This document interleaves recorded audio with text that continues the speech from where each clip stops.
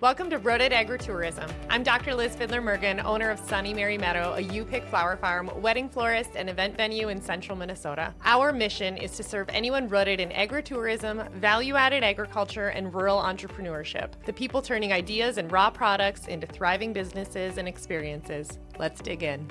Hello, and welcome back to another episode of the Rooted Agritourism podcast. I'm your host, Dr. Liz Fiedler Mergen, and today we are coming at you from, I would say sunny Orlando, but it's not that sunny out. It's nicer than it is in Minnesota. But we're going to do a Flowers Bloom Anyway episode. I've been sprinkling out these Flowers Bloom Anyway episodes, and they're more related to personal growth and the grief and the book and all of those things that I have going on. And I know that you guys have been amazing in wanting something to cheer for. And so I have Dr. Mark Hicks with me. And Mark and I met last year at this same podcasting conference, Podfest Expo. And we were on the same journey of, he republished his book with the publisher that I'm going with. And honestly, I can say that, he seems like a nice guy and he trusts them, so I guess I can trust them. But welcome. Thank you. Glad to be here. So can you walk us through a little bit?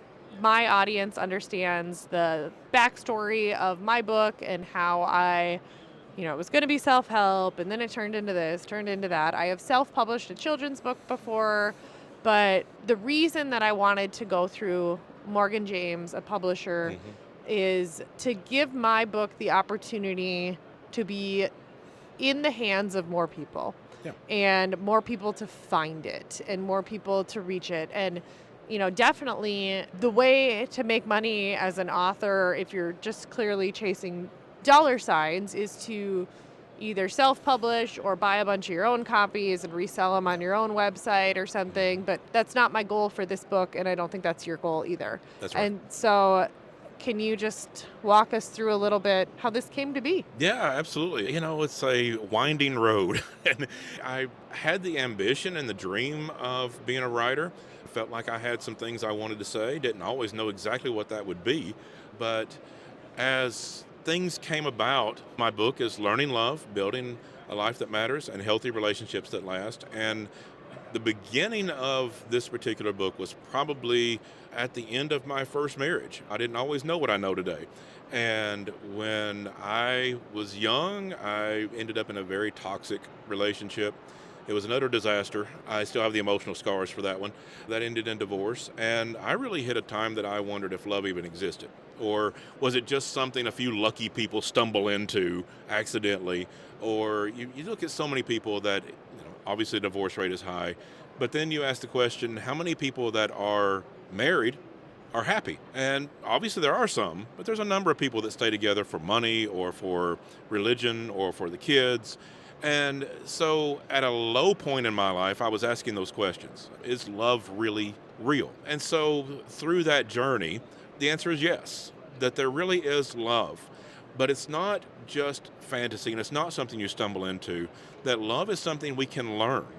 And very often we learn about love from our family. And that could be a good source, but it may not be. If we're raised in a dysfunctional family, toxic family, abusive family, we're not really learning what we need to learn to understand how to build healthy relationships. And so what I teach in the book is how to build those healthy relationships, even if we didn't learn in the family, or even if we've been through a divorce, been through toxic relationships, been through whatever we've been through in life, we can build those healthy relationships.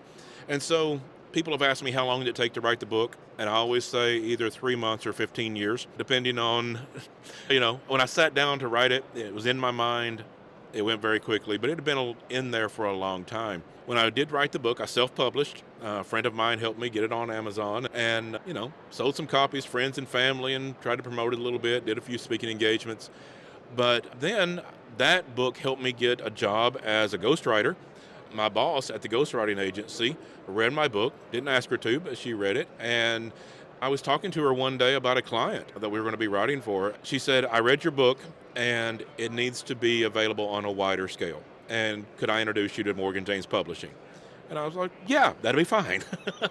And so she introduced me to David Hancock, the founder of Morgan James. I pitched the book. He loved it, and he took it to the committee that makes those decisions. They picked it up, and it was published in June of 25. It's been a wonderful experience to have it available on a wider scale like that. As you said, it's not about the number of books that you sell. It's not about the money. It's about the message. I have always wanted to help. I feel like the world needs help. And I feel like as many people that will and can should do what we can to help.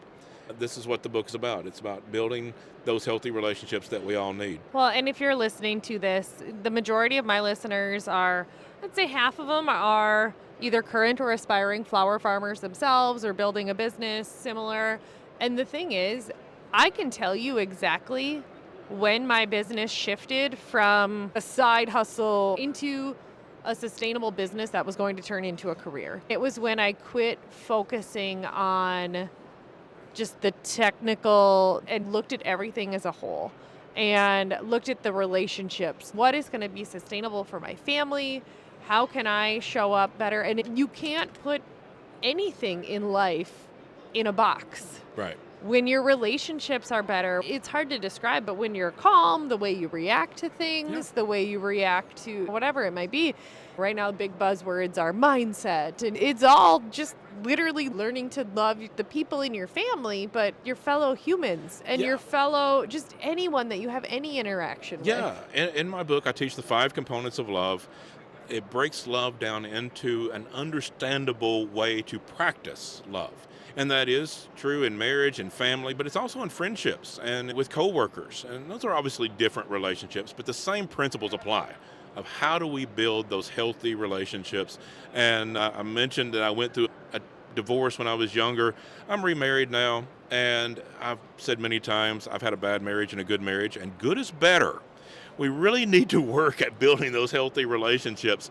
It gets overlooked about how important that is. But if we have healthy families that are actually happy living together and living together well, and we go to work and we have a love for what we do, and we have a love for our coworkers and a connection there, and we can build those healthy communities, and we understand the principles of how to do that, then we change society, and we have the life that we actually want because of love.